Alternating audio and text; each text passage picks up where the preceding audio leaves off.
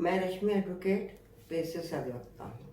आज मैं आपको बताऊंगी कि न्याय का सिद्धांत क्या है। देरी से दिया गया न्याय न्याय नहीं होता है। इंसान को जब ज़्यादा परेशानी उठा उठा के न्याय मिलता है, समय का इंतजार कर कर के न्याय मिलता है, तो वो न्याय न्याय नहीं होता है।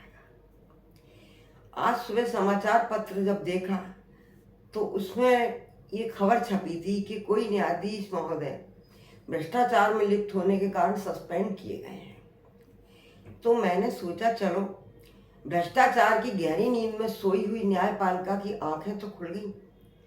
उसको थोड़ा सा समझ में तो आने लगा कि शायद न्यायपालिका में भी भ्रष्टाचार हो रहा है, अपनी छवि को सुधारना चाहिए। अब एक न्यायाधीश के पकड़े जाने से कुछ नहीं होगा। इस तरह के बहुत से न्यायाधीश होंगे जो करप्शन के जाल में फंसे हुए हैं और आराम से भ्रष्टाचार फैला के बैठे हुए हैं जुडिशरी के अंदर। मुख्य न्यायाधीश राजेश बिंदल जी ने कई बार कई मंचों से बात कही कि भ्रष्टाचार नहीं होना चाहिए न्यायपालिका में, पर उस बात को न्यायाधीश इस कान से सुनते हैं, उस कान से निकाल देते हैं और भ्रष्टाचार के मामले में बिल्कुल अपने आप को सुधारने के लिए कहीं से कहीं तक तैयार नहीं होते हैं। गरीब आदमी जब न्यायालय के चक्कर काटते काटते थक जाता है, उसको इतना वक्त लग जाता है न्याय मिलने में, तो वो घर बैठ जाता है, सोचता है ऐसा न्याय से तो बिना ही न्याय के अपन ठीक हैंगे।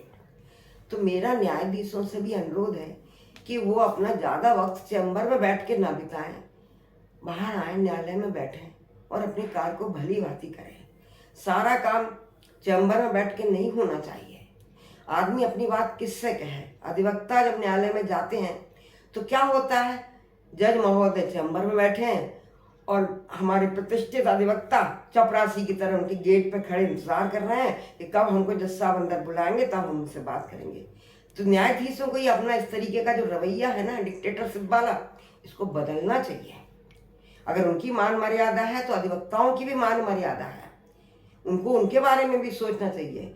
न्याय की कुर्सी पे बैठेंगे तो अधिवक्ता अपनी बात कहेगा, मुवक्किल अपनी बात कहेगा, पर नहीं जब आप पर्दा डाल के चैम्बर के अंदर बैठे रहेंगे और पर्दे के पीछे से न्याय देंगे तो ऐसी न्यायपालिका का क्या भविष्य होगा। कुछ भविष्य नहीं होगा।